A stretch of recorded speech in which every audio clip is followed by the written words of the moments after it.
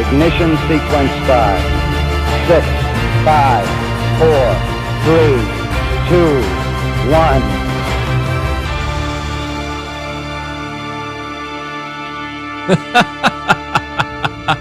1. Welcome back to Strange Normal. My name is Brad Burnham. We're talking about the stranger things tonight that is in your normal life, and we never, ever confuse the word hypothesis with hypotenuse on this program. My name is Brad Burnham, and I'm going to be walking you through some amazing stuff tonight, but not just me. Tonight we got a special program because we got people from all over that are going to be on the program with us tonight, and I'm going to have everyone unmute their mic while I bring them in here.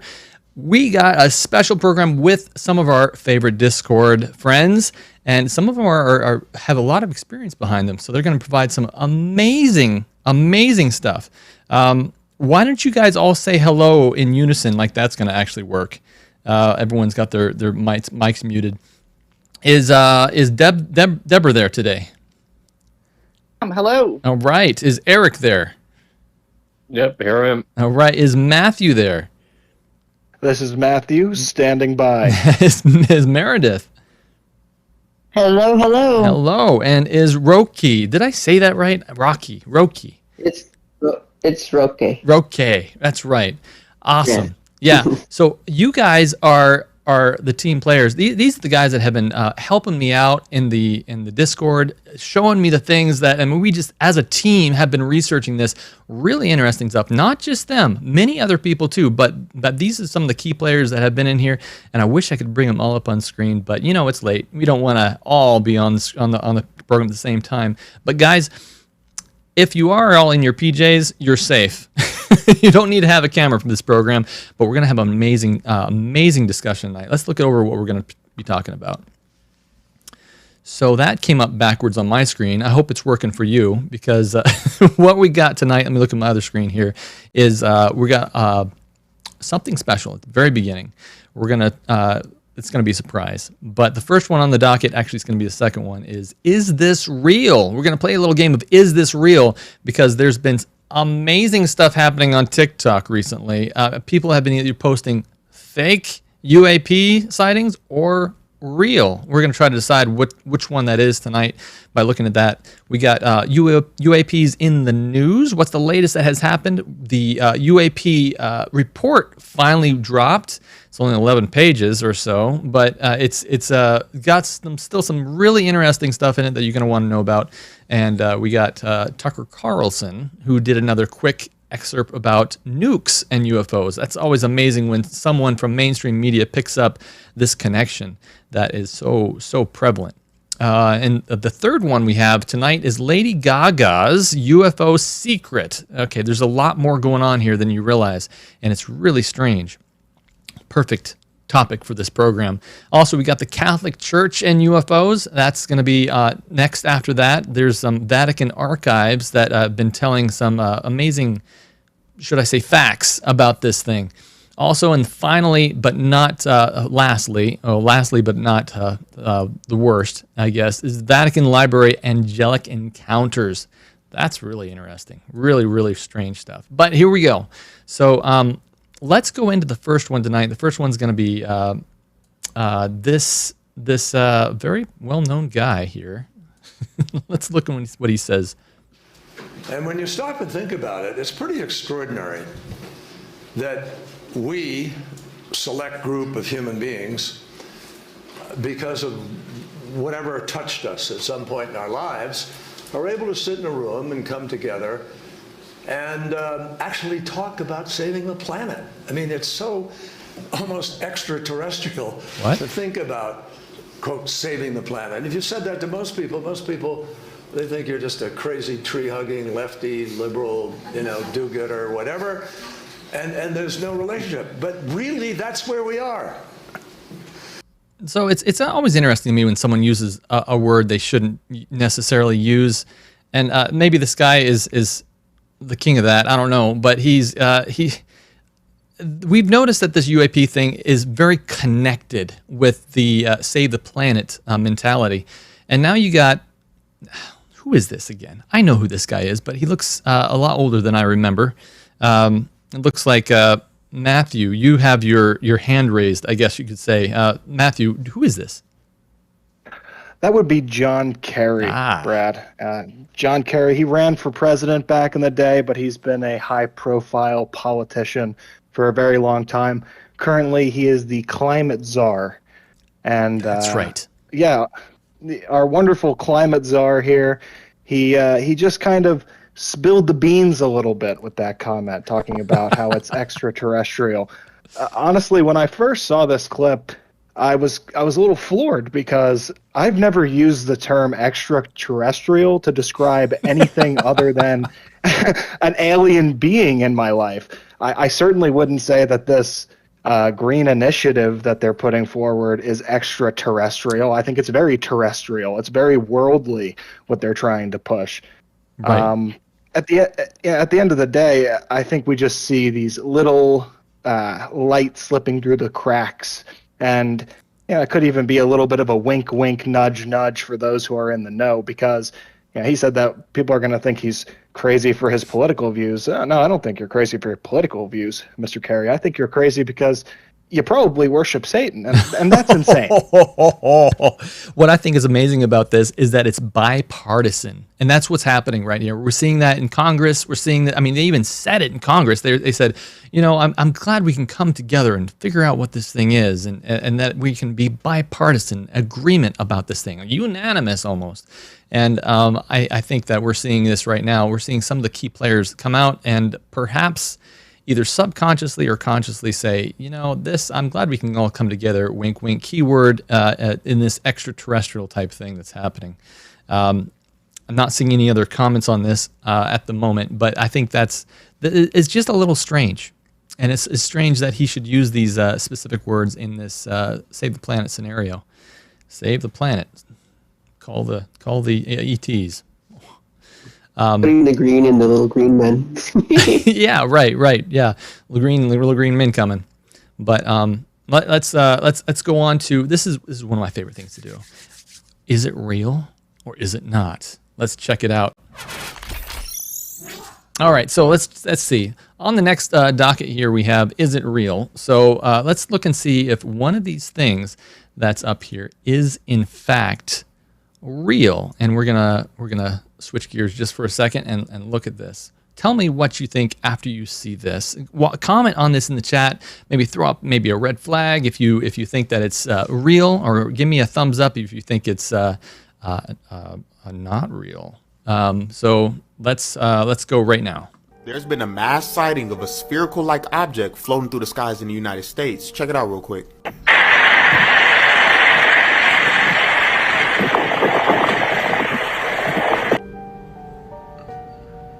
What is that?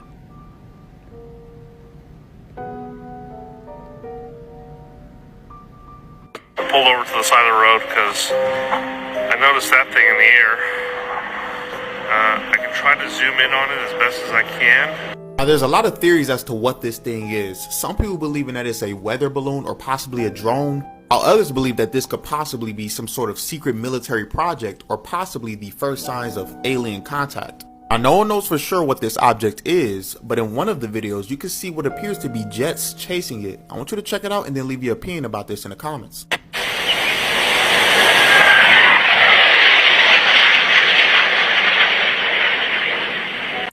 Was that the same thing? I couldn't see. It looks like a little black ball that was flying across the screen there, but it looked like it was a little slower than the jets. Kind of strange, if you ask me. Anybody in the immediate voice chat in the Discord, this is how I'm piping this in here through our Discord server, and you can access that by going to strangenormal.com. No, I'm sorry, not strangenormal.com. There is no strangenormal.com. Patreon.com/strangenormal, or you can access our website, strangenormal.org. And I think I have Eric. Eric, I think you are the best, one of the best, to answer this, because weren't you, or maybe I'm stepping your toes and I'm speaking too fast here. Can you say if you were military or not at one time? No, yeah, I was. I was in the Navy and not in a combat role or anything. But no, I think this is fake just because, and I did link a longer clip of that end video where the thing appears to be chased by what looked to be F-35 Lightnings. And to me, the reason that I say that is just too perfect of an angle that is set up on. The other ones, and I know UFOs can kind of appear however they want to appear, but if you were trying to get a shot at like an air show or something like that of planes coming at you or flying in formation or chasing, that's like the perfect angle that you would want. And for him to be just set up on a random road, and then to get both the UFO and the jets following at that perfect flight line, I don't know. I think it's fake personally. All right. What do you think, Matthew? Are you also military? Can you say? I am ex-military as well. I actually served on board the same ship as Eric. Oh wow! I'm not gonna disclose what ship that was, just because I don't know how Eric feels about that. But hoo-yah to that ship, right? We all love that ship. But yeah, I'm gonna have to agree with Eric here. I think that this is some good looking, especially that last one with the jets flying overhead. Some good looking editing. However, yeah, I'm glad that there are at least people who are interested in the UAP, UFO scene, and they're making waves. They're talking about it at least, and they're getting out, and people feel like there's something more here. There's something more that's going on than what we're being told. The danger there is that people are going to go into the ufologist view of things, and they're not going to turn to the Word of God. They're not going to seek the real truth that would give them that peace. But yeah, at the same time, it's just good to see things talked about. But isn't that interesting? I'm going to call it a fake. I might actually agree with you. It's especially that last one really threw me off because it doesn't look like they got the CGI just right. Well, those jets are going quick, but from what we understand about UAPs, they can go a lot faster than these things. And why would they just slow down? I think that's a little weird. Another thing is, even though they have said they are seeing dark ones and bright ones, I suspect. I mean, what I've seen so far is the only thing we've seen and have video of is the bright ones and the silver ones. So I don't think we've seen the dark ones yet. They're talking about those over the war zones and stuff. And again, this is just this isn't me speculating about what they look like or what these things are. We know what these things are. These things are absolutely demonic, and we know that because of the ties to them.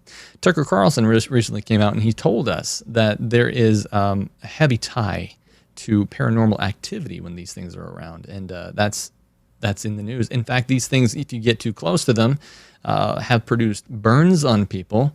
And so we know through a biblical lens, biblical view, that this is absolutely not something that a good, righteous being that is spiritual. This is demonic spiritualism, and this is what's going on right here, and it's quite evident. Roki, about the video.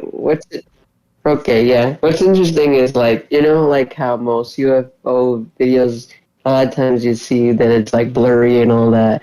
I kind of agree with.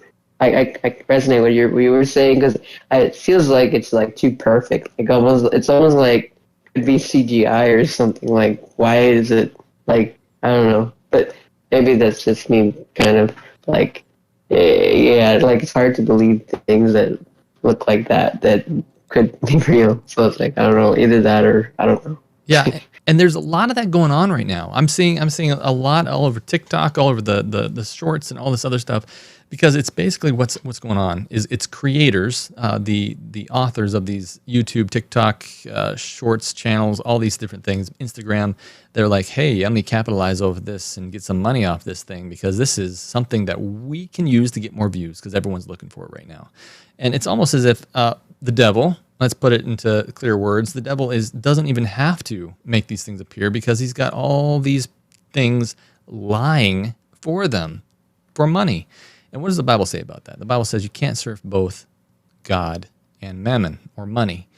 And I see that, if you decide, hey, I want more money, and the way I'm going to do is I'm going to deceive people about it, then you're working for the enemy. That's what you're doing. And so you need to check yourself before you wreck yourself.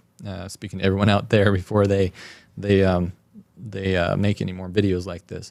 Look, I'm just as interested to see these things as the next guy, even if I'm spiritual minded and a Bible believer. But that's at the same time, if you see these things are landing, these things are showing up, they are beings are coming out of them, which we believe is going to happen someday. The Bible clearly says these things will happen, and it will be a complete deception. And when it does, do not go there, do not watch it, because you will be deceived by it. 100%. We go into that in the programs that previously many times, and everyone should be quite aware of that. Seeing no more comments. I'm seeing a lot of people commenting here in the chat. I'm seeing a lot of red flags. Make sure you hit that like button. Make sure you hit the subscribe button, because you can't chat in the live chat unless you are a subscriber for 1 minute. So you have to be a subscriber for 1 minute before you can chat. And I'm seeing a lot. Joy says, "Is that a black dot on a zip line?" Brand, that's fantastic. That's fantastic. Flying false signs and wonders. Great comments, guys. Let's, if you want, let's move on to this next one. What do we got here? We have Lady Gaga and the UFO secrets. So before we get straight into that, I'm going to introduce the main course today. It's going to be something really interesting, because we have we're going to kind of do a reaction, but it's going to be a long reaction. We're going to bring up someone else's podcast. It's a very, very good podcast, and I've seen it done professionally. And it's by Ryan Graves. Now, if you know who Ryan Graves are and you've been watching this program for a while, maybe you've just been in the news. He's been on 60 Seconds. He was a former pilot. One of my military friends can tell me what plane he flew, probably, but it was one of the fighter pilots. And he said, "We saw these things." I quote you. This is what he said: "We see these things every day. These UAPs. We're seeing these this manifestation, this spiritual manifestation, every single day." And because of that, he has started his own podcast. It's got one podcast and a trailer. And we're going to be analyzing that, because he is interviewing the one and only Stanford professor that's into this stuff and studying this stuff from a science perspective. And I learned a lot from his interview with him. It was quite insightful, including this Lady Gaga thing that was quite fascinating. That. So let's play a little trailer about this guy and his beginning of his podcast, so you can kind of see what's going on and why he's starting the podcast. That's probably the most telling. Pause here for commercial break. Just kidding. Here we go. Nope. Just kidding. I'm out of order. This is gonna be Tucker Carlson talking about nukes first, and then we'll get into the podcast. Here we go. So history has recorded the first big UFO sighting in the United States is 1947 in Roswell, New Mexico, very famously right outside Roswell. But actually, there was, in some sense, a bigger and more significant event sighting 2 years before, also in New Mexico, at exactly the moment the U.S. government was detonating the first atomic weapon, shortly thereafter used in Japan. And witnesses on the ground saw some kind of object shaped like an avocado, they said, crash land. It was inspected by a lot of locals. There were beings inside, they said, and it was carted away by the U.S. government. Now, people don't want to be called crazy, so no one said too much about it for quite some years. But people within the U.S. government believe it's true, and they believe it so strongly that now, as of this week, the Defense Department's annual spending bill will require, as per Congress, the Pentagon to go back and investigate what really happened. Nick Pope is a former UK Ministry of Defense official who's followed this subject very closely. He joins us to assess. Nick, thanks so much for coming on. So this is a story that most, I think, Americans are not even aware of, but clearly people within the U.S. government believe it's real, or they wouldn't have attached this to a spending bill, correct? Correct, yes. This is being called the Roswell before Roswell. And you're right, people with some knowledge of these intelligence programs who've been briefing Congress about this made sure that this was put into the legislation. And it's one of many UFO provisions in the new defense bill. The DoD must provide Congress with a list of everything they've found out about this specific incident, but all other incidents and programs from January 1st, 1945 onwards, and anyone involved in these programs or with information about it will be released from their secrecy oaths and non-disclosure agreements, and they'll be able to testify to Congress about this. So here we have the nuclear connection again. This was around the first detonation in human history of a nuclear device. Subsequent to that, you've had UFO sightings at nuclear missile bases, around nuclear-powered aircraft carriers, nuclear-powered submarines. There's clearly some I mean, I don't pretend to understand, but nuclear has some connection to these sightings, no? That seems to be the case. And again, Congress is demanding answers on this. We had the latest report from the Office of the Director of National Intelligence last week that highlighted the fact that there were several hundred more sightings being investigated, military sightings, than we'd heard of before. Talked about unusual flight characteristics and performance parameters of this. And yeah, we must get to the bottom of this UFO and nuclear connection. Yeah. I mean, I would think. It feels like we're getting closer. I hope. Nick Pope, thank you for your work on this. Appreciate it. Thank you. And this is where it gets kind of dark, folks, because I always bring up that this is a strange connection, this new connection to this whole thing, because there's something going on here. This has come up so many times, so much in the media that I think it's worth mentioning. Even experiencers, people that have had these so-called alien abduction visions, that believe something physically happened to them. This is something that they've also said. When they've been brought on the ship, there's two things mainly that happens. They've been told about a terrible apocalyptic thing that's coming, primarily with nuclear weapons. And number two, that Jesus is not actually who he says he is. Now, why would an alien come all the way from across the galaxy to tell you about your religion and that something that you can't stop is going to happen? It just doesn't make sense. And so what I believe is happening is the spiritual realm is setting up something apocalyptic, something that would be earth-shattering. And we know it's going to happen. Something's going to happen at the end. And Revelation tells us that there is going to be a time when the devil sets up a period where we try to attack a coming God. Isn't that something? I don't remember the exact verse. I know I've said it before. I don't have it right in front of me, but it's a spur of the moment. Fascinating stuff, though. And Tucker Carlson is again talking about 1945, I think it was, which is when they detonated the first nuclear weapon, I think, near Roswell. And everyone knows Roswell is one of the first places that everyone thinks that a UFO was crashed, whether that was a TikTok deception or if it was just a non-TikTok deception, we'll not know. Deb, you have a comment on that. What do you think? What he's talking about is back around the time where Jack Parsons was starting the Jet Propulsion Laboratory and creating jet fuel, and he was a straight up devil worshiper. He was friends with that Mr. Crowley. Yes, he was friends with L. Ron Hubbard. That's a great topic that we'll have to cover sometime. But he would try to summon Pan, the god Pan, before rocket launches. So he was and that was just like shortly before Roswell. Wow. And so this is while they were creating the rockets that were supposed to what?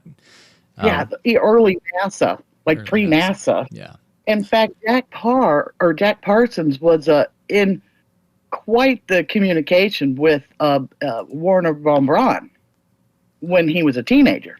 Huh. So they all kind of knew each other. Yeah. Yeah. Interesting. Yeah. Huh. Yeah. So that's I'm going to have to study that. If you can, put that into the into the general. I want to put some of these names down because we're going to look them up later and try to fit the story together, because that's what we do here on Strange Normal. We try to fit all the lore, everything that has passed us up as Christians. We look at this topic previously, and we were like, well, this is nothing to do with the Bible, and this is all spiritualism. We're not going to touch this anymore.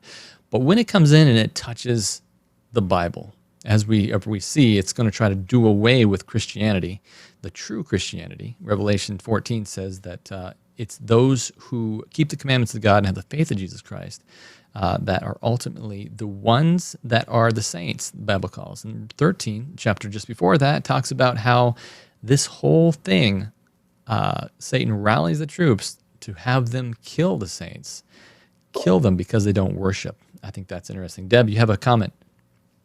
Yeah, they tried to create the Whore of Babylon. Jack Parsons did. He was very much into the whole end time thing. He wanted to be the beast. And how did they try to create the Whore of Babylon? Am I allowed to say whore on this channel?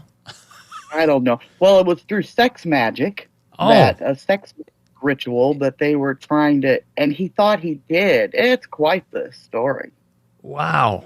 Yeah. Okay. Yeah, that's going to be something. It sounds like a whole nother show that we need to do on that topic to try to dig and understand that. Talking about the whole, thing before Roswell. Yeah, that definitely fits right in there with him. Stay tuned, folks. We got quite a lot of content to dig into, and a lot left too. And I got at least 5 guests lined up that we need to discuss, and that I had to call back. Tonight, like I said, I need to dig into this topic of what Tucker Carlson was saying a little bit further, because I didn't know that whole idea that this is where the first nuke was detonated. That's something.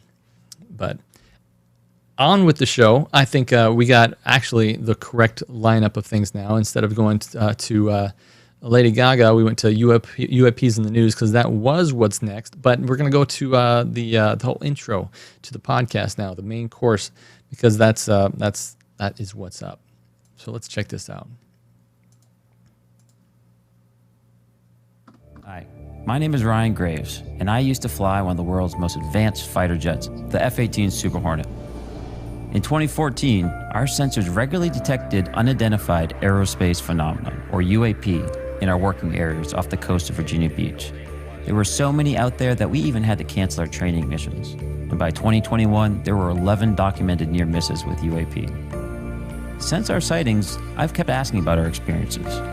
To continue the conversation, I've created Merged, a podcast exploring the phenomenon through the lens of pilots, scientists, and innovators to enable rational, science-first yet radically open-minded exploration of the phenomenon and the efforts underway to understand it. This is an engineering problem, not sci-fi. More than just a podcast, Merge is for people ready to make a difference on the UAP topic. We're creating a platform for pilots, past and present, to share their experiences. Together, we'll move this forward. Buckle up. Brian, I know you're going to watch this because you have a channel about the same size as mine right now, and you've just started, so you're going to explode. But I just want to say, number one, we are not against you. We are for you. I'm so glad you're watching this. I'm so glad that you have taken the time to really research this, and I want to invite you to go and watch my documentary called Starfall. Go to starfallmovie.com, because it's vitally important that we understand this from both sides. And I realize that you have probably had a dose of fascinating facts, and I believe they're 100% facts, but this is going to become a much bigger deal, a much more spiritual deal in the very near future, and everyone needs to understand this from all aspects. And so this is my appeal to you, that you go to starfallmovie.com and finish the 30-minute documentary. Just check it out. Look at it. This is an interesting topic, and stay open-minded, because there's a lot to know.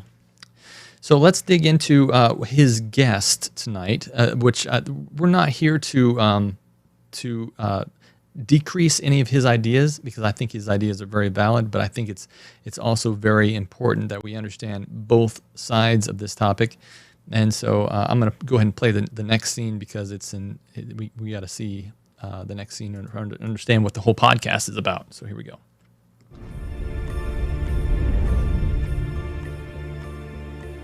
Hi, my name is Ryan Graves, and I used to fly when Dr. Garry Nolan is the director, NHLBI Proteomics Center, and professor of microbiology and immunology at the Stanford University School of Medicine. Dr. Nolan received his PhD from the Department of Genetics at Stanford at the Herzenberg Laboratory, and his BS in genetics from Cornell University. He was a postdoctorate fellow in the laboratory of Dr. David Baltimore at MIT and Rockefeller University. He is the author of over 120 peer-reviewed papers and holds numerous issued patents, and was recently honored as one of the top 25 inventors at Stanford University.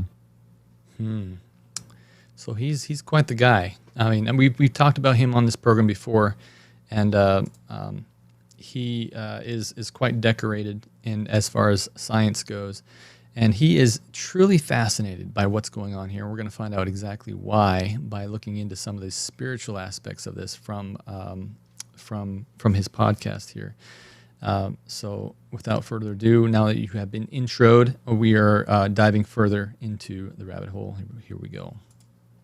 Who do you think that opposition is? Do you think there is just a general skeptical crowd inside that thinks that this is a waste of resources? Is that kind of the type of person that you think this would be, or the group? Well, I mean, without getting all conspiracy-minded, there are, of course, those people who are on the inside who, as you say, they don't want to see wasted resources.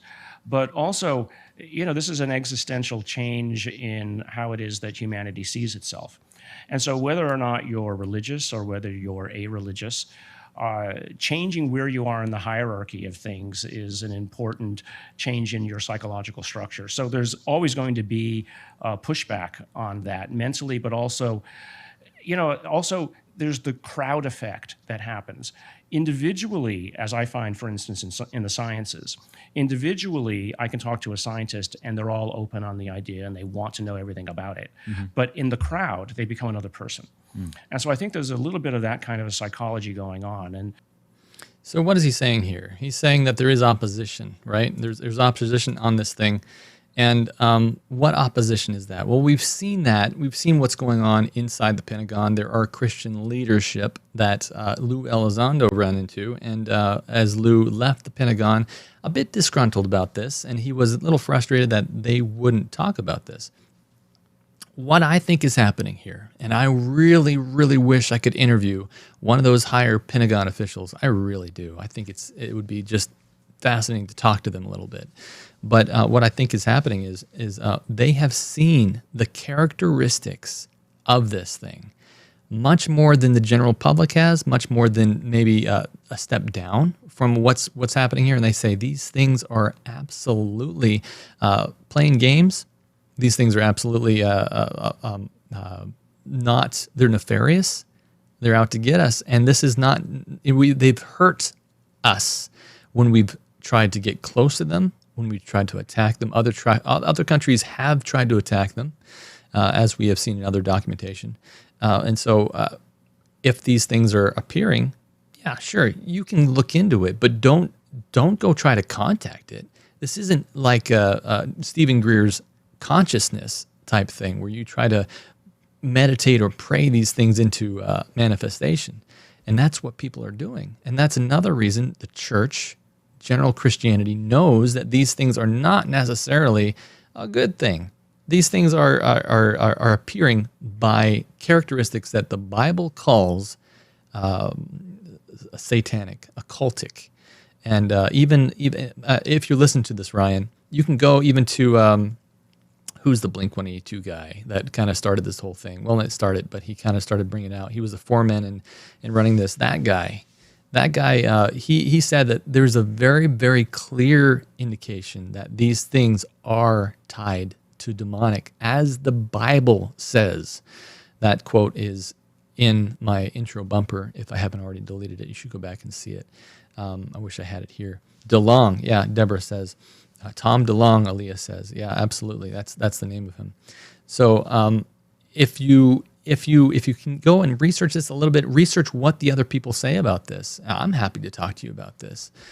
Contact me because there's a lot of research that's happening about this, and I'm going from place to place, city to city. Whoever calls, I'm coming to do a presentation on this, and we'll get deep into it.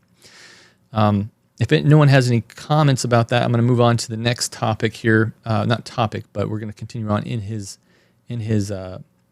vlog. Let's see. We're still hopping along, getting down to the Lady Gaga part. That was really weird to me, but let's do it. Let's dive in. Let's see what's going on. So, I'm a pilot, or I was. I'm not. I don't have the educational pedigree that you have. When we approach this topic as pilots, for us, it's very pragmatic. We're looking at this from an aviation safety perspective. And that's really how I got involved, because we were almost hitting these things and we didn't know what to do, and we're canceling training. How did you get involved in this topic? Well, a couple of different angles. I mean, the first one was working on that mummy that people thought was an alien. And I looked at that and I was intrigued, and I said, well, okay, you say that, but okay, who's doing the science to prove it? Well, I can do the science. And so that was when I reached out to the people who had it and got access to some material from it.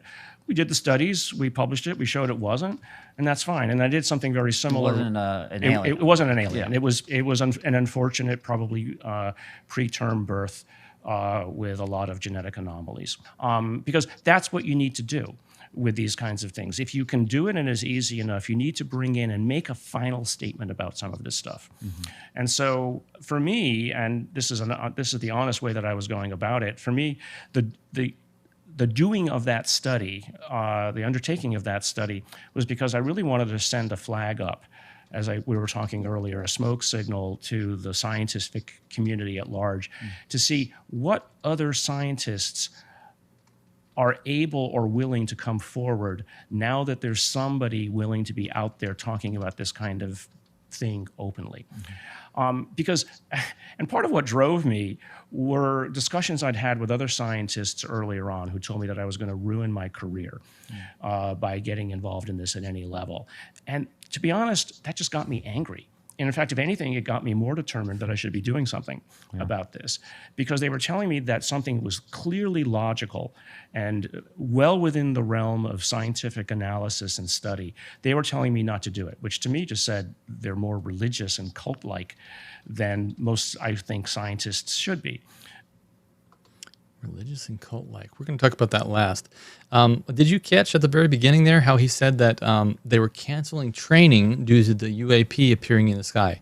As he said in 60 Minutes, every day this was happening. They couldn't do it during these times when these things were hovering around their most top secret stuff, because they were concerned that they were going to run into them, or whatever the concern was.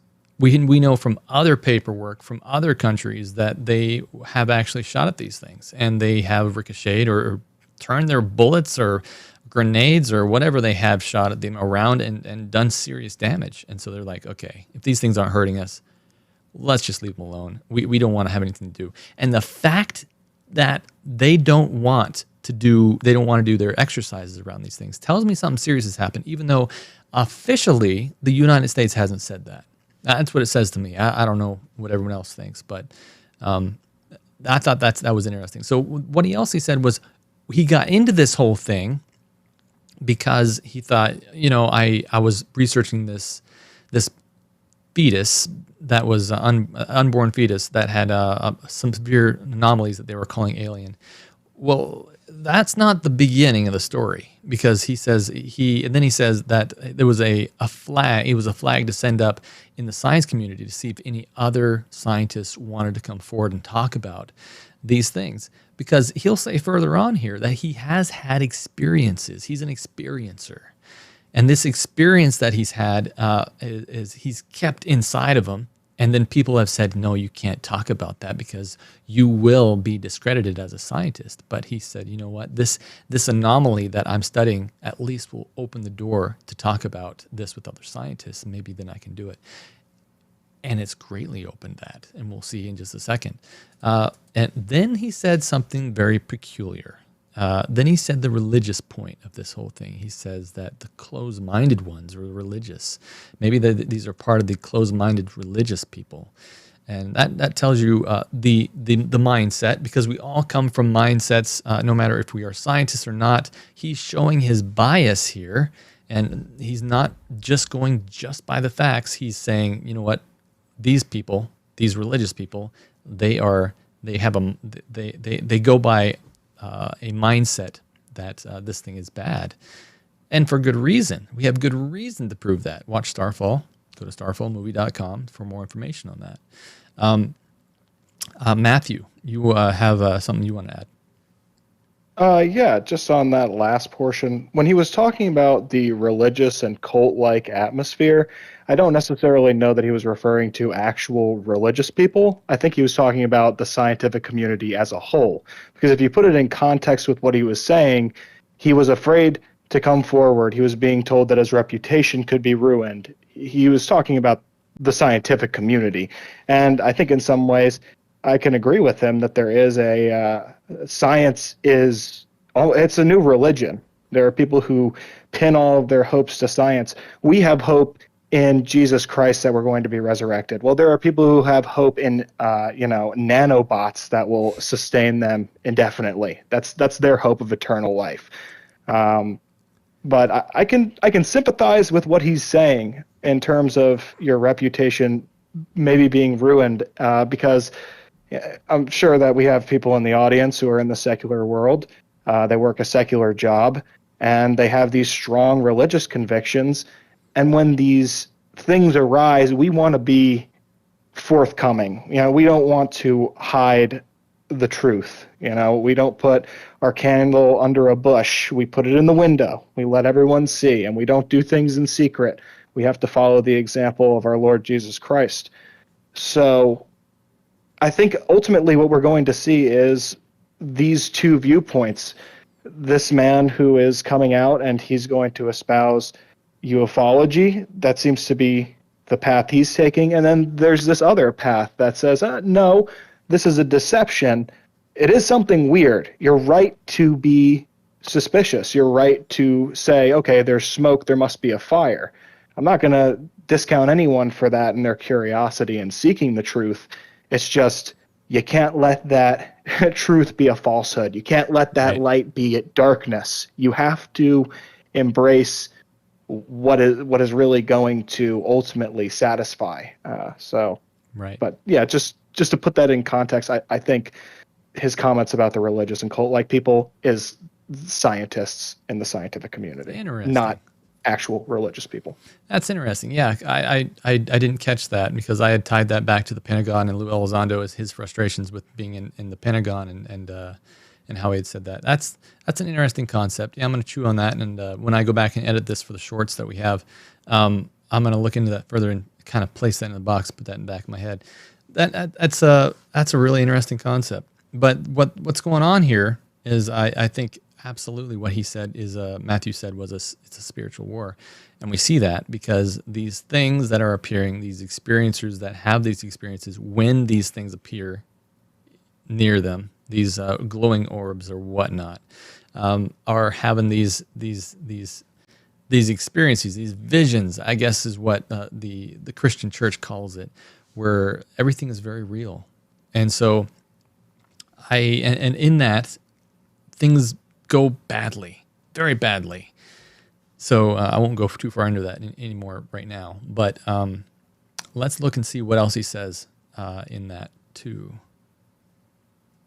Everyone ready? Here we go.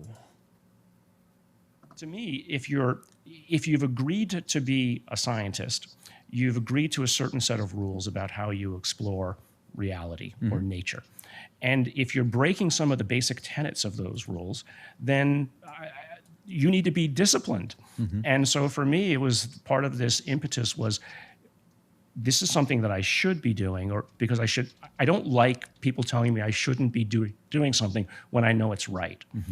And so that brought me to the attention of a number of other scientists who actually were there, who'd been doing this kind of work for decades, as it turns out. Really? I felt the community growing, and it really, but everything was going along, I think, in a more subterranean manner until eventually Lou Elizondo reached out to me and with others said, this is what we're about to release. And I remember basically the day I was in Washington, D.C., we met in Crystal City overlooking the Pentagon at a bar, and he showed me the video of what was supposed to be coming out, the gimbal and the Go Fast videos. And that to me was an energizing moment, realizing that, okay, here it is, this is it.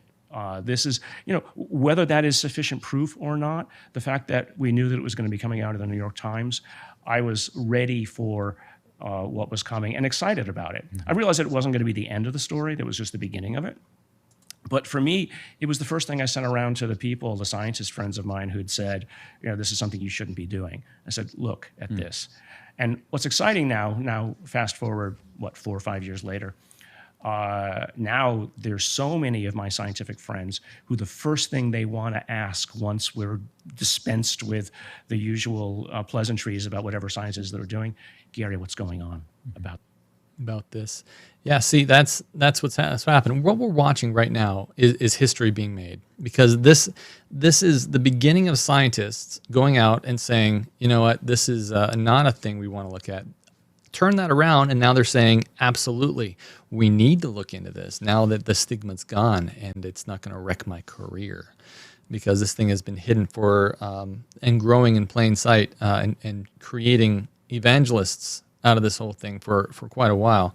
One of the things I thought it was interesting he said was that there's rules and tenets of these rules must be kept by scientists. And hold that thought. Put that in the back of your head just for a second, and we're gonna dig further into that as this goes along, because that's gonna be very important.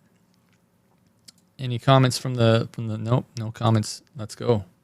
UFO stuff I really want to hear. Well, do they want to just hear it, or they want to do something about it?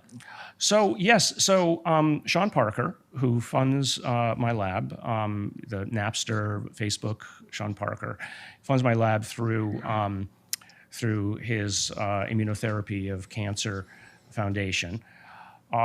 He actually put down a fair amount of money at one of the conferences that he ran for me to have basically an evening of talking about this matter. Flew in Lou Elizondo. We brought in Chris Mellon via Zoom. Lady Gaga was at the back, hidden, and I know he put a fair amount of money into this. Now, every time I hear that, I think, what? Why? Okay, we've heard many different celebrities, and Roger Moore talks about this too. How at the end there will be many well-known faces that come out and they start talking about this stuff, and they start calling upon these things through meditation and all this stuff. This is actually, if Ryan, if you're still watching this, look up Roger Moore. He's got a 3.5-hour video on YouTube. Old guy. He's had quite an experience. His life story. You got to see what he says about this. This is incredible, and so I think it's really interesting that we have not only just Lady Gaga involved in this. She's interested in this. She's sitting in the back. Why? Has she had an experience about this too? Why would she want to know about this? Of all people, she's a music star. I mean, I think a lot of us would be interested in this, no doubt. But the fact that she's so interested that she has to sit in the back of these meetings tells me something. There's also, I can't think of the other celebrities' names are. There's at least 2 others that are very prominent besides Tom DeLonge that are that have their own show about this too. And influential people are definitely going to be a part of this. Matthew, you have a comment. Yeah, I do think it's interesting that Lady Gaga and other musicians and the actors, celebrity types, would be interested in this phenomena, because I think they understand the spiritual aspect of it more than some of these ufologists. They, in a lot of cases, and this is different things that you can watch, you can look out for. There's a lot of occult stuff in Hollywood, in the music industry, you see it everywhere. Yeah, my good friend Eric, he even sent me Curtain Call 2 from Eminem. I mean, just look at the album cover for that. He's got the sign of the horns up on his forehead. He's obscuring one eye. It's, these things don't just happen by accident, and they're doing it all the time. So we know what kind of spirits they're in contact with and who they communicate with. And it's the same beings that the ufologists are trying to get in touch with. And I'm sure because there's a strong communication going on there, there's a little bit of a nudging on that side that says, like, I don't know how it works, but say there's like a demon assigned to Lady Gaga, and she's communing with it or whatever, and it's like, hey, go check out the ufologist stuff. Like, that's going to be a big thing. We're gonna work through this, and we want you on the ground floor, especially as one of our disciples. That's my 2 cents. I think that's why you're going to see more and more of these people who you'd think, I didn't think they had anything to do with the UFO deception. Well, if the deception is so great that it's all encompassing, then realistically, we're just looking at this massive roster of demons that are fooling so many different people on so many different levels. But ultimately, that goal is to bring them all together and to unite them as one. And that is the goal. And I want to comment on some of the stuff you said just before that, because I've been on both sides of this, and I realize if there is someone that's not in the church, that's not well read in the Bible, maybe you consider yourself a Christian, but I still do consider yourself a Christian, but you don't know about the symbology. You don't know about all this other stuff that's going on inside Hollywood. It's absolutely ridiculous. You should check out Little Light Studios on YouTube. They actually cover a lot of the symbology and a bunch of other stuff, especially Mikey Jenny's topic or talks. He goes into deep, and Scotty does too, and it's very interesting. I wouldn't say you can absolutely pin down these things on the symbolism, because we all accidentally say things, accidentally make hand gestures and all this other stuff. I've been accused of that just because I put my hands the wrong way together or whatever, and then people, oh man, it just drives me up the wall when someone's like, see, I knew it, you scratched your eyeball. Come on. But at the same time, you see these things happen and it's overt. And then you go, why did they do that? What was the point of putting that symbol up there? And why would you have a picture of this that's very biblical inside something that you don't even consider biblical? People put two or three things together and they think, okay, there's too many coincidences going on here. That's when it becomes kind of strange. And that's all I'm going to say about that, because I think Little Light Studios, which is not connected with this channel, they do a better job of that. Full disclosure, I work for them, but this is my passion project, Strange Normal. Let's jump in to the next topic, unless someone has a comment real quick. Let's see what we got. No comments. We lost one. See what's going on, guys, because I think go ahead. Sorry to interject, Brad. Yeah, we did lose someone. I think Eric disconnected, but okay, if you could re-invite him, he's available. Oh, he can't get in? No, I don't think he can get in because the lounge is locked. Let me unlock it. And hang tight. This is what happens when it's a live show. You just never know what's going to happen next. It's the first time doing this. So hold on. We will absolutely. That's why I'm getting a bunch of dings, right? And he's like, what's going on here? Let me back in. We're going to unlock that and let them back in. That's really strange. Well, I guess we'll just unlock it there. Uh-oh. Hold on, everyone. Hang on.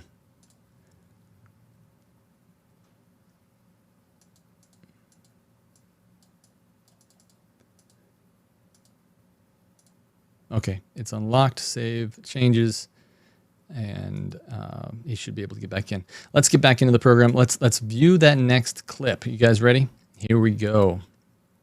Hopefully this is the one, or I can skip ahead. Boom. And even scientists, friends of mine, I talk about, said, "Oh yeah, we all believe in the jinn." Oh, really? Yeah.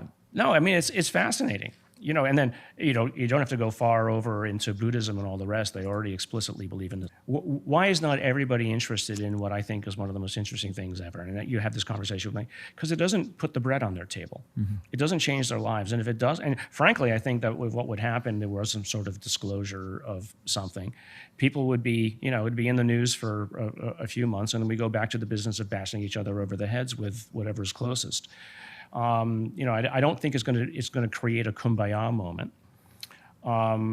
Personally, somebody else can say otherwise, but it will change the discussion about, well, why are we spending so much money on military hardware, right? Because we're all worried about basically the implosion of the planet, at least ecologically and otherwise. You look at whatever this might be, and you realize it made it past the inflection point. It is proof that you can make it past that inflection point. And so that might change thinking a little bit.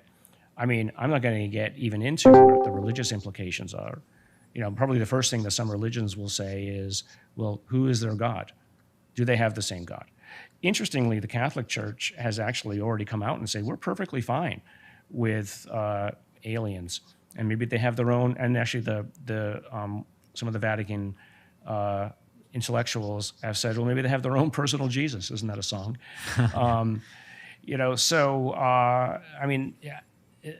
That's interesting. Yeah. Right. So, for instance, with the Vatican, they've already publicly said we're perfectly fine if there are aliens. It doesn't mean that they don't have souls. So, one of the major religions on the planet has been, very forward about this. One of the other major religions, the Muslims, in the Quran explicitly talks about the jinn and these things that are between the angels and humans that actually live with us. I mean, they explicitly.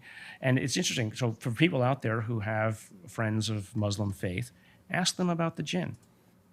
Ask them about the jinn. Interesting. Okay, we're having a crisis here in the Discord. Everyone has to stop chatting, otherwise I keep hearing da-dant, da-dant, da-dant. So quiet down now. I'm back in the chat. I see that we had a little bit of a disconnect there, so we are back. But isn't that interesting? I'm just going to intro that just real quick, and then I'll pass it to you, Matthew. I think that he's correct in saying the Catholic Church has already said something about this. They've already said that they would baptize an alien, that they think that if they have their own personal Jesus, then that's great.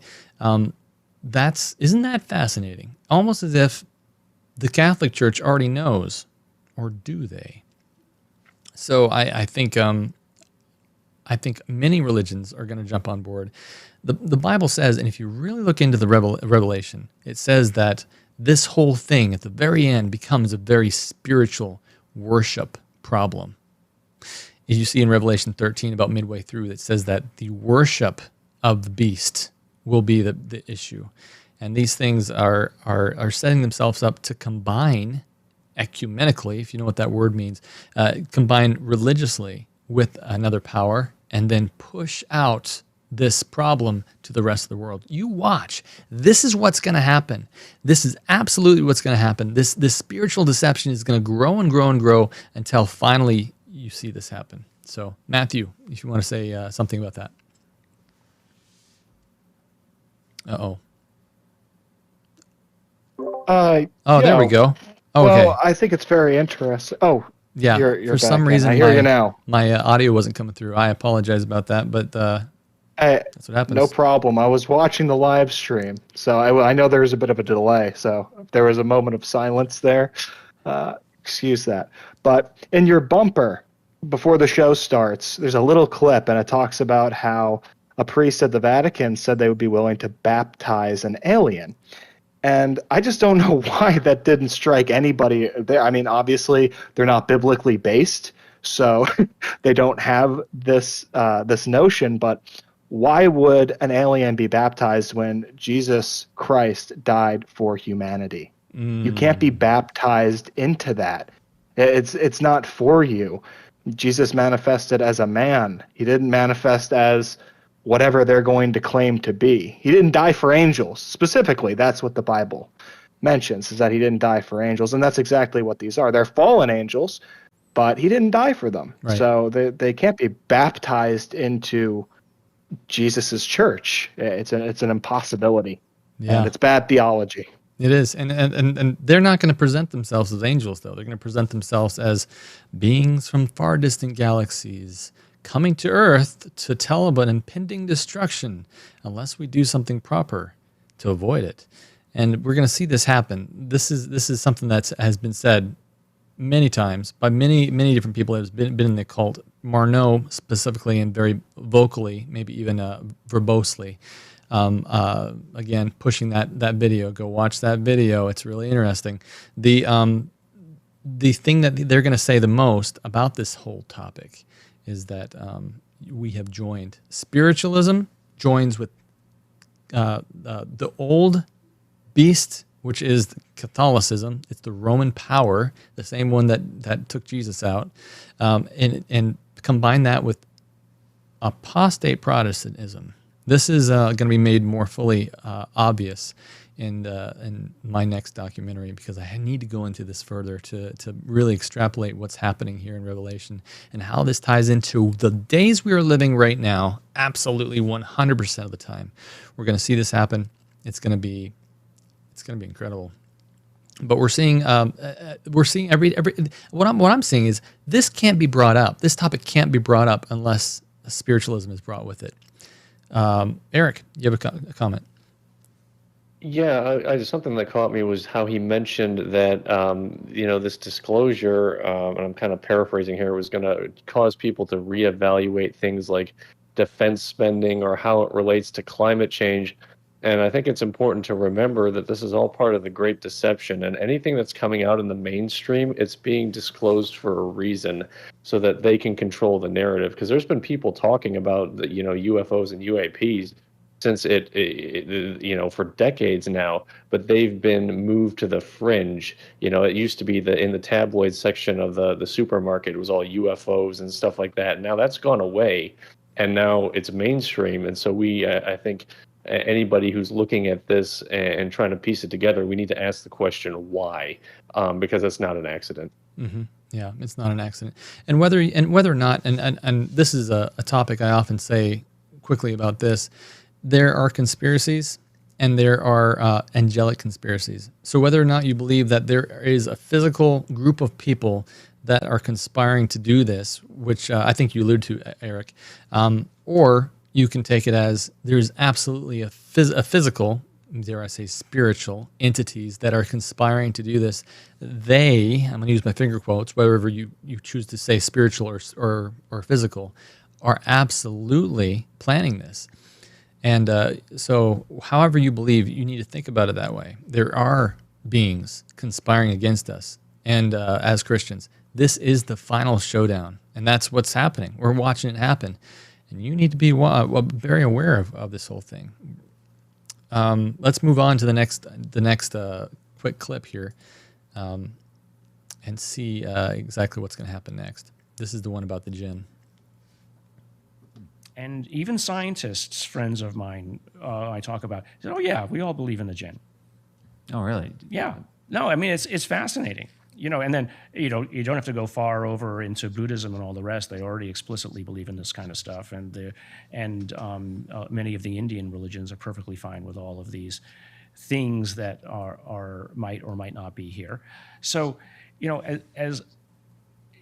but look at it from the point of view of, let's say, a relatively primitive human tribe or whatever, seeing these things. Of course, they're going to ascribe supernatural abilities to them. And so maybe, again, the things that we have peopled our religions with in the form of spirits or gods or what have you are really just these things showing themselves as they appear to be now. I'm going to pause it right there for a second, because I think there's a lot to talk about even in that clip right there. He gets so close to the truth, and he's right. This thing is a very spiritual thing that happens. And this We have seen in past programs how Native Americans have said that these things, these balls of light, appear to them. We have seen how, like he just said, all these different tribes, Buddhists, Hindu, they all have these ideas of spiritual implications of this. But where he falls short here is he's calling it the God of this religion, which is really fascinating to me because this is exactly where this topic is going. And I don't think something came down to him, and this is to all my conspiracy-minded friends here, I don't think something came down to him and said, hey, look, you need to go on this program, you need to present this as a worshiping spirits type thing. No, he came up with this on his own, but influenced absolutely by the spirits. And he may not even know it. That's the whole definition of deception. It might have been a dream. It might have been a quick thought. We have seen in the past how these things can absolutely encourage thoughts, put thoughts into your head, put feelings into your head. And so the fact that he's pushing the agenda without even knowing it is just a little seeing into the background of what's actually going on here. He's pushing the agenda of these things are God. And all the other religions, all the other past tribes, they've all understood this. It's just us. We don't understand that yet because we have a spiritual mind. We have a scientific mind. And we need to look at this from a scientific standpoint. But it's all going to come spiritual. It's all going to be trying to worship it. That's what I see happening here. So let's continue on with what they're saying. And that's actually, there's an interesting woman, I think you probably know her, Diana Pasulka. And, her book, American Cosmic, explicitly goes into this about how her, let's say, conversion into being interested in this was her looking at the what she called the ecstasies of the saints. So she was studying the ecstasies of the saints, meaning the times in which they became enraptured by some sighting or observation that they had, where they would be literally in almost like a trance. And she had access to the Vatican Library, which not many people get access to, go down into the catacombs of the library. Cool. And she said one of the things that really interested me was that the showings of the angels or the showings of God always showed up as orbs of light or things like that. And she began to realize, well, today we see this as we call them UFOs. And it was something, of course, that Jacques Vallée had noted as well, so that she became aware of Jacques Vallée's work, et cetera. But I think what's nice about what Diana does is she writes about it from a very academic, non-judgmental view of, look, here's the data. Now, religions have made conclusions about the data and have become set in their ways. And that is, frankly, what sets up this potential conflict amongst the religions, because they've all come to a conclusion and they're trying to prove the other one wrong. Yeah. And that's, something we want to avoid with the UAP topic right now, right. Obviously. Yeah. We want to avoid with the UAP topics. Interesting that that lady, forget her name, what was her, the author, starts talking about this stuff and says that this whole thing is, oh, I lost my train of thought. Isn't that terrible to do on a live stream? You got to be in the moment. What do you guys think? I'm going to pass it to my crowd. Can you think of anything about that one that I missed? I completely missed what the main point was. I should have been writing it down. I'm going to ask the chat then. Did you find anything interesting in that that topic that will spur my memory? Because I forgot what I was going to say. And even scientists, friends of mine, I talk about, said, oh yeah, we all believe in the Jinn. There we go. That's what it was. Even the scientists believe in the Jinn. The scientists believe in the Jinn? Are you kidding me? What's going on here? So the scientists are not Christian, but they believe in a spiritual aspect of things. What's going on? Are they actually of a different religion? They all believe in this type of thing that's happening, but they don't want to assign a moral authority to it. That's what I see is happening here. They want to be responsible to what the Bible says about it. And we're going to find out why in just a second. And again, I'm not knocking him at all and when I go into this, but it's really fascinating what's happening. Matthew, what do you think? Just one of the comments he made about how all the religions are trying to disprove one another. I think you're going to see that play out eventually. For us as Christians, if this does come to pass, if demons manifest as aliens and they're on the TV screens and they're meeting with the important people of the world, and the majority of humanity goes along with it and says, yeah, this is the truth. This is what it is. And there's this small minority, a remnant, you might say, is standing there holding the Bible and saying, no, this isn't what you think it is. And we're doing it in a loving way, too. We're not stupid. We're not calling anyone a fool. I mean, this is a deception created by, probably the smartest angel, fallen angel that there is. It's Satan himself who has crafted this deception. Yeah. But it is just that. It's a deception. And when we stand up and we say, no, this is wrong, I can imagine that this man, just based on what he's saying here, would say, you see, there's those Christian people trying to just disprove because they're clinging to their ancient religion. They're clinging to their book, and they won't give it up. And I think that's when we're going to find ourselves at an impasse because, we know prophecy, or let's not shy away from it. Christians are going to be persecuted, and persecuted very badly. I think it arises out of this type of a conflict where there's a dividing wedge, where the majority is saying this is truth, and that very small minority is saying the word of God. Absolutely. 100%. Eric, you have a comment? Yeah, we have an innate desire, I think, as humans to try to pull back the curtain. We want to know deep down the truth. And what I see happening, especially with this UFO phenomenon, is people, they have an experience or they know somebody that had an experience and they start pulling back the curtain. Well, as Matthew alluded to, this is crafted by Satan. He's putting up the curtain. So we pull, it's like a folded curtain. So you pull back one fold, you think you pulled back the curtain. You're just looking at another fold of the same curtain. Like it's a nuts and bolts craft. And now we're on to it's an interdimensional being. And I guess, my advice to anybody watching this or delving into this for the first time is you can save yourself a lot of trouble by just going right to it's Jesus Christ versus Satan, because it always has been. And that's the final curtain. So when you get down to the nuts and bolts of it. No pun intended. Wow, that was powerful. Oh yes, that's exactly what it is. It's like one deception after another deception after another deception, and if you try to just peel back each and every onion without cutting it in half and knowing exactly what's going on, you're never going to get to the middle of it. And you just got to go straight to the Bible and say, okay, what is really going on here? Because this is it. Unless you have that, then you won't understand it. Oh man, I like the way you said that, Eric. 100%. And Matthew, go ahead.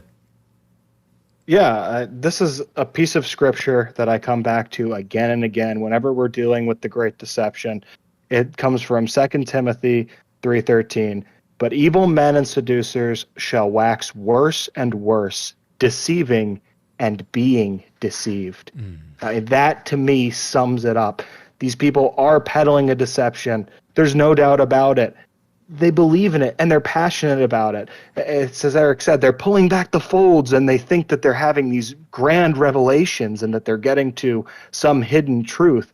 But in actuality, they are also being deceived. It's a very sad situation, but that's how Satan works. He doesn't come out right and ever show you anything. He obscures and he lies and he's treacherous. He's just an evil, despicable being. And when you're on that side of the spectrum, you're never going to get satisfaction from Satan. That is not his role at all. He wants to crush you. He wants to reduce you to nothing. And he wants you blind. He wants you obedient. It's a nasty thing. But always lean on that one. 2 Timothy 3:13. Everyone, just when you see these people, and if you get angry at them, remember they are being deceived too. Yes. They need your prayer as much as anyone else. 100%. That's actually the point I was going to say too. It's not necessarily that these people, and I hate to put them in a box because I hate making assertions that, hey, you got these people over here that are right and these people are wrong. Although we do know truth is binary. There is 1 or 0. You're either right or wrong in this situation, and it's going to come to an impasse at the end. You're going to be on one side or the other. But you got to look at it and say, okay, even me as a Christian, Brad Burnham, I can say something up here and be used as a tool by the devil. And so you got to pray every morning. You got to have that that devotion and say, you know what, I don't want to be used by the devil today. Please make sure my words aren't used and aren't sharpened by him. And God, he's more powerful than the devil, and he will use that, because it's just like anything else. I mean, unless you have that power, you are absolutely broken, and you will absolutely be used by the wrong spiritual entity. And so when I see these people, I see humans. I see us all in the same box, and I see us, and I want to say, hey, look, I know you're not deceiving. I'm speaking directly. If I was speaking to Ryan, you're not trying to deceive anybody, and I think truly you're trying to just figure this out. I see Mr. Scientist up there. He's not trying to deceive anybody necessarily, personally. I don't think he's part of some Illuminati crowd, perhaps, that is doing this, but mainly, usually, and mostly, the way Satan does his deceptions is by deceiving the person themselves, so they don't even know they're being a tool. Interesting, huh? So let's continue, and it's gonna really open further what's going on here as we continue down this rabbit hole. Here we go. How old are you, Gary? 62. 62. You're in a same-sex marriage. Mm-hmm. Do you think that, your experiences as a young adult, as someone part of that community, being told that you were constantly wrong, kind of helped shape Absolutely on this topic? Yeah. I mean, yes, is the short answer. I've often looked back and said to myself, so for instance, there was a time when I was assistant professor at Stanford, and I wanted to bring my then boyfriend, partner, to a faculty retreat. Mm-hmm. The chairman of the department called me in and said, well, you can't do that. Some of the other faculty are bothered by it and shouldn't do that. And my honest response to him was, what century are you from? And I just said, that's not going to happen. I immediately wrote a letter to the deans. Good. And 1 year later, the man he took early retirement. Mm-hmm. And it's just like, I don't know, maybe it's just, but I've always used that kind of determination when I know that I'm right and I'm not hurting anybody. Mm-hmm. And so that same energy kind of propels me here. Mm-hmm. It's like, look, I don't know what it is, but I know there's something, or it needs to be explained. I mean, John Mack went through this as well. I know it's something. I don't need you to tell me what to do. I don't need you to shame me into doing something. And that's what this guy was trying to do. He was trying to shame me. I'm like, I just couldn't get it. It was something wrong with you. This was 1994 Stanford. I mean, what's going on? And actually, some of them tried to use it against me in my tenure. And so they were threatened with a lawsuit. And I won. Very good. Well, thanks for standing up for it. But I mean, I think that's the kind of energy that other people need to use. Mm-hmm. You realize that, again, I don't mean to get a big psychology thing, that shame is used by society to control you. It's a control function. And it's a great way. Church uses it, religions use it. You should be ashamed to do that. It's one of the first things you hear when you're growing up. You should be ashamed to do that. It's useful in certain circumstances. Mm-hmm. But when it becomes a societal control problem, then that's when I think people need to either get together and say, no, I'm not going to listen to this anymore. And then reverse the shame. So you should be ashamed of trying to do this. Not being a better scientist. Being a better scientist. And you should be ashamed for not following the rules that you signed up for when you got your PhD. Yeah. So we should shame the people, but we shouldn't shame because shaming's bad. So shame the shamer because it's shame. Look, I want to be very careful on how I approach this because, number one, what was revealing to me is I didn't realize this guy was claiming to be homosexual. And I want to speak to the camera as if I'm speaking directly to him because I truly believe we are no longer at a 7 degree of separation anymore, especially with this internet age. And what I see happening here is a guy that's broken, and as we all are. And what's happening here is he wants to do what's right, and as we all do. But you can't find what's right unless you find the Bible, unless you find who is right, and that's Jesus Christ. And what I don't understand completely about his whole concept here is that he's right. Shame has been a big deal, and shame has been something that has been put out by the church to shame people. But that type of shame, he says we should go and we should reverse it and shame them back. You can't say that it's wrong to shame someone and then come back and say that it's that you should go ahead and do it to them, because that's not how it works. And as Christians, we can't go to them and say, well, I see that this guy's wrong because he's homosexual. I understand his predicament now because he says that he wants to follow the rules of his science, and I commend him for trying to follow the rules. But if you don't know who made the rules, you are absolutely going to go down a wrong path. So I encourage everybody who believes that they know the truth on this thing to study further, study, because it's going to be a hard topic to completely understand at the end. If anybody doesn't have any comments on that, because I think it's a good ending to kind of end there, but I don't want to quit yet, so don't go anywhere. We got 70 viewers, and we're going to do a giveaway, and we're also going to take maybe some phone calls, maybe. You've seen the rotating banner down there with the phone call on it. This is your chance to call in. I hope we've never tried this before, but since I have the Discord up on my phone and we're going to receive phone calls, I don't know if that's going to work, but we'll see. If you guys get disconnected, I'm going to reconnect back.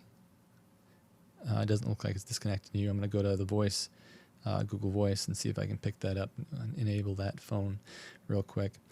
If you do call in, if you don't, that's fine. Sometimes we've never had an episode, I don't think, where someone hasn't called in, but sometimes that might happen. So if you want to call in, you know the number. It's down there at the bottom, 287-normal-1. You can call that right now. And that's only available if you're watching this and it's not live. Sorry, that doesn't work anymore. It only works during this live broadcast. And if you want to say your piece, I do have control of the volume. I will turn you down if you're crazy. But I also want to continue with a neat thing we got going on right now, which is a giveaway. We have a book, Piercing the Veil. Now, I have 3 of those to send out still from 2 or 3 episodes ago. Piercing the Veil is a book by Joe Jordan. It's a big book. It's not just a small book. I mean, this thing's huge. And it's got one after the other, all kinds of testimonies in there. And so get your keyboards ready. We're only going to give away one today. And we're going to press a letter on the keyboard. One letter. It's not going to be W. It's not going to be Q. So because we've used those in the past. Get your fingers ready. We're going to select the letter, which is... You ready? P. P is in Polly or penguin. P. Penguin. So hit P on the keyboard. Yep, looks like Joy got it. That's from what I can see. Joy, congratulations. If you haven't already got one, you got it. And you did a capital P. No, you didn't. You did a lowercase p. Okay. Man, people, awesome. It's cool because we got this this low latency thing, so I'm only about 4 seconds behind you. I can actually see what's going on pretty quick. So Joy, go ahead and email me, Brad Burnham at protonmail.com. I'll put that in the chat here, and send me your address. I'll send all 4 of those out. Actually, I think 5. I have a 5th one going out as well. So I'm going to type my email address in at protonmail.com, and I'll send it, and so that you can see it there in the chat, and send me an email so that I can get that book to you, Joy. No calls coming in. That's pretty cool. We have anybody in the Discord want to say any final comments? We have some amazing topics tonight, and I think really some cool revelations throughout this whole thing. So I'm glad we got to experience this together. Matthew. Yeah, I just want to say thanks for having us on to voice our opinions here. Strange Normal's a great program. I just want to give my official endorsement to the Discord. Anyone who's out there in the chat, if you're interested, if you're a regular viewer and you just want a little extra, we're active. We're always having fun. We're chatting it up, and we love new members. I mean, even if you don't want to contribute, if you don't even want to chat, you can just check out the information that's there. I mean, we get so many different videos to watch and go over. There's no way it can all fit into the programs, because it just more and more seems to come in every week. So, if you're a fan of sit-down restaurants and you generally spend $20 on that meal, you could forego one of those meals during the month, and instead you can use that $20 towards a Patreon membership. You get that tier, you join the Discord, and we'd love to have you aboard. Yeah, and all that money goes to promote the advertising. We advertise Starfall, the documentary on this channel, and try to get more members to come and realize this deception. So not only are you getting access to all this information, we got sermons, we got all kinds of different stuff in this Discord, but you're also getting, your money is going to a good cause. It's going to promote and reach more people for something that the church just isn't talking about. It's not going to talk about aliens. That's not what it wants to talk about. And some of them are. I'm pleased to go to some churches and actually talk about this deception, this coming deception with spiritualism, because that's what it is. It's spiritualism that's coming and gonna just rock the nation. I'm just rock the world. And so all this money goes straight to promoting and reaching souls for Christ. And you also receive all this information you can get. So please join the Discord. Go to patreon.com/strangenormal and join us in our cause, in our fight to reach others for Christ. Ladies and gentlemen, boys and girls, I think that's it for tonight. I'm going to have a little prayer and we're out of here. Father God, thank you so much for giving us this time to come before you and give us wisdom in this. It's amazing to me that you allowed us to all of us to find this channel and to give me wisdom in putting some of this stuff together. That every week, I think I'm not going to have another piece of content, but every week something new comes out that you want to tell your servants and your followers, and these are them. So guide and direct us and help us to stay in your way. We love you, God. In Jesus' name, amen. Keep safe. Stay friendly. We love you. Bye-bye.